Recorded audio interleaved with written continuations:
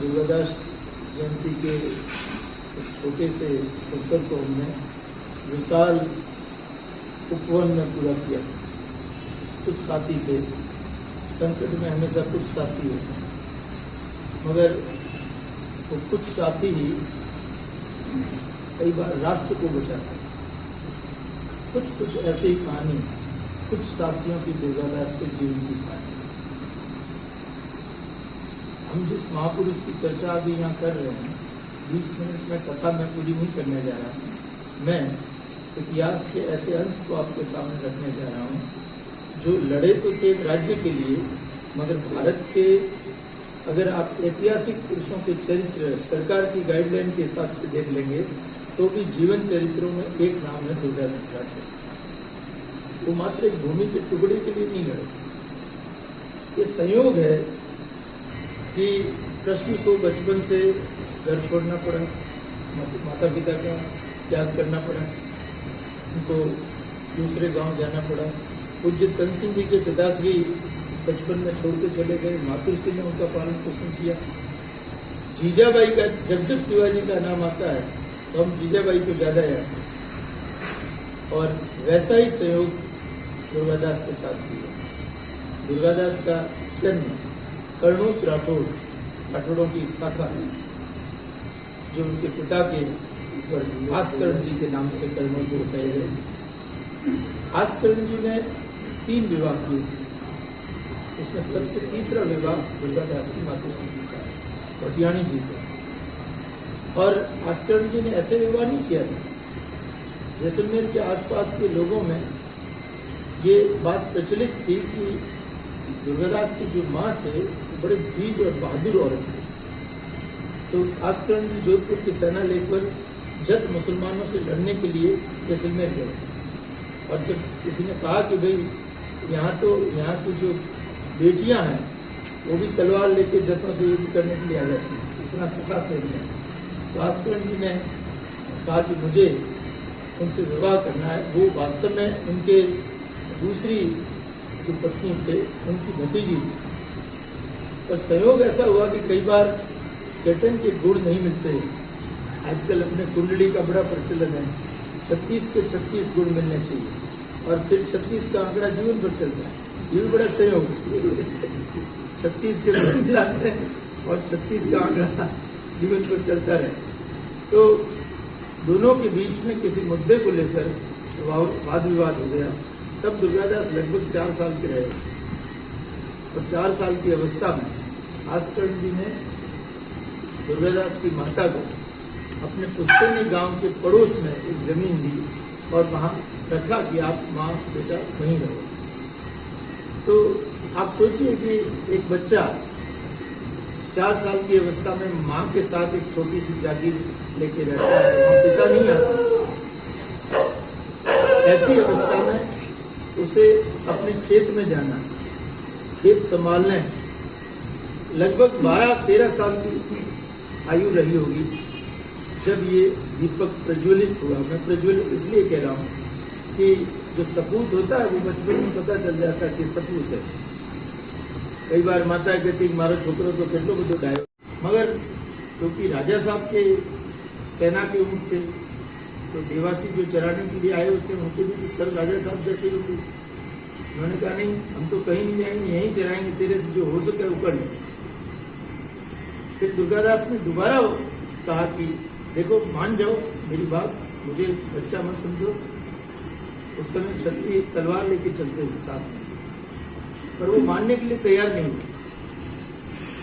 और ऊपर से बच्चा है, क्या समझता होगा, उसने मारवाड़ के दुर्ग को खंडहर कहा, मेहरानगढ़ जिसको आजकल हम देखते हैं, कि वो तो पुराना खंडहर है।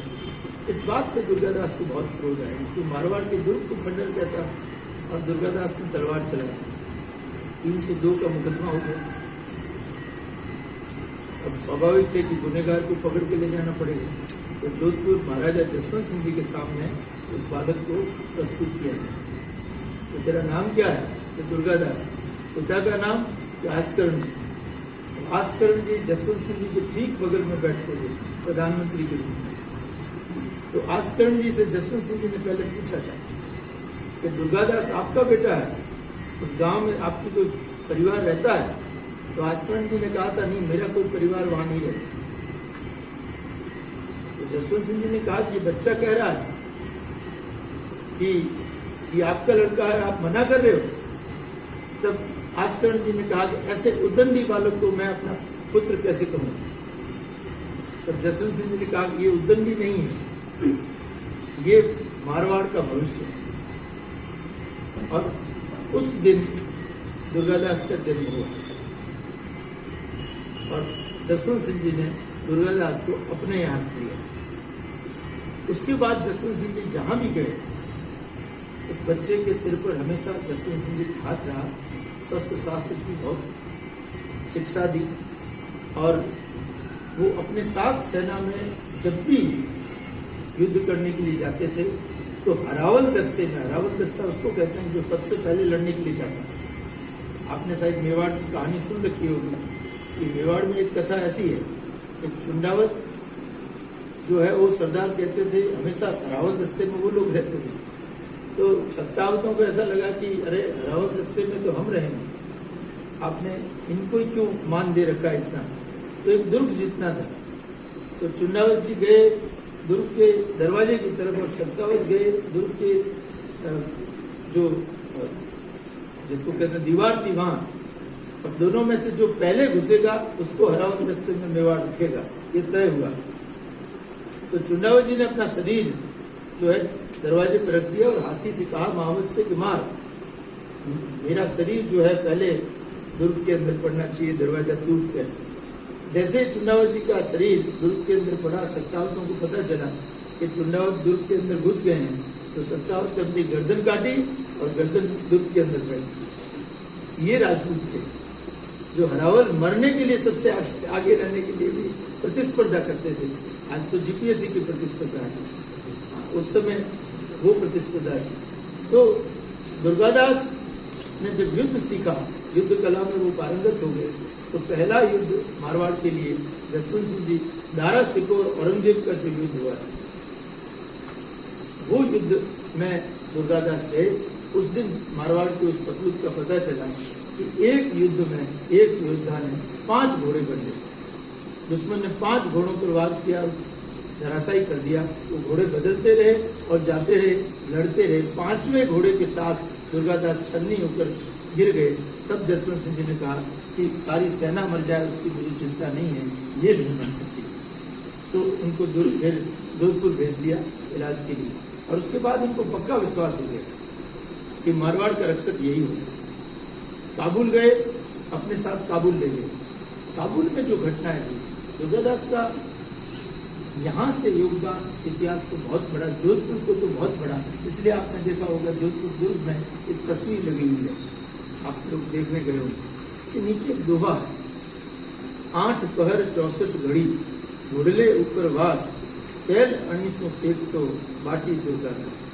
ये जो बाटियां हम खाते हैं जोधपुर की, वो उस समय युद्ध के कारण बनी, कोई बहुत बड़ा व्यंजन नहीं था। युद्ध में समय नहीं मिलता था, मुगल छावनियां पीछे थी, हर समय मुगलों का पीछा रहता था और इनको आगे आगे भागना पड़ता था। धावा करते, लूटते, मुगल छावनियां खत्म करते, फिर भाग जाते, तो खाने का समय नहीं रहता था। तो फिर क्या करे, तो भाले के नोक से आटे को गोंद कर लगा के जहां अग्नि मिल गई, शमशान में मिल गई तो शमशान में, वहां गए, अपनी बाटी सेकी, खाए और रवाना हो गए। सोने का वक्त 2-2, 3-3 दिन तक दुर्गादास सोए नहीं, वो ऐसा समय था मारवाड़ का। काबुल में एक घटना हुई और वो घटना दुर्गादास को बहुत बड़ी जिम्मेवारी दी। वो घटना ऐसी थी कि महाराजा जसवंत सिंह जी के कोई पुत्र नहीं था। पुत्र हुए, देहावसान हो गया, पुत्रियों का भी देहावसान हो गया, दोनों रानियां साथ में थी। और उसी चिंता में कब मारवाड़ का क्या होगा, औरंगजेब जानबूझकर उस समय मारवाड़ का राजा जसवंत सिंह औरंगजेब के लिए बहुत बड़ा खतरा था, ऐसा औरंगजेब मानता था।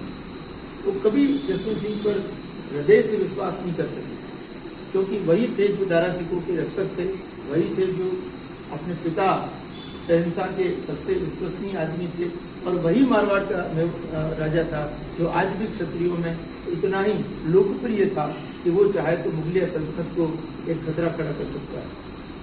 तो जानबूझकर एक थानेदार के रूप में मारवाड़ के राजा को काबुल भेज दिया गया। वही काबुल है जिसकी चर्चा आजकल बहुत हो रही है, इसलिए दुर्गादास की चर्चा प्रासंगिक है कि काबुल के थानेदार के रूप में दुर्गादास और राठौड़ों की फौज वहां रही। मुगलिया सल्तनत की फौज भी आई। 2 बार मुगल सेनाओं को, जिसको आजकल पंच सर के ऐसा कुछ स्थल कहते हैं, उस खीण में वो फंस गए थे, तब मुगलिया फौजों को दुर्गादास और राठौड़ सरदारों ने बचाया और प्राण बचा के वो वहां से भाग के आए मुगलों की फौज। तो उस समय जसवंत सिंह जी का वहां देहावसान हो गया और दोनों रानियां गर्भवती। जसवंत सिंह जी की काबुल में ही आज भी वहां छतरी है, वहीं उनका दाह संस्कार किया गया। मगर दुर्गादास बहुत साकिब दिमाग थे, वो समझ गए कि अब संकट की घड़ी आ गई। उन्होंने मारवाड़ में सूचना भेजी कि हमने यहाँ क्रियाक्रम कर दिया है। पूरे दुर्ग जाकर रानियों की प्रसूति हुई।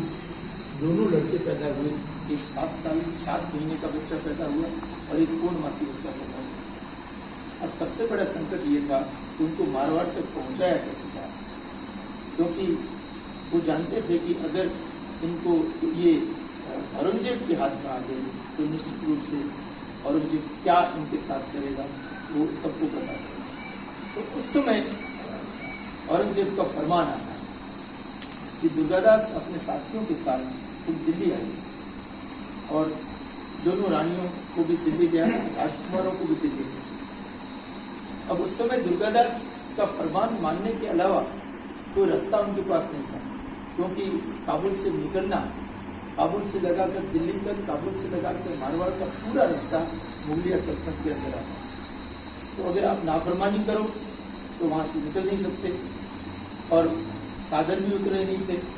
तो मारवाड़ के सरदारों को उन्होंने सूचना पहुंचाई कि आप वहां आ जाओ दिल्ली। हम लोग दिल्ली पहुंचे। दिल्ली पहुंचने पर दुर्गादास और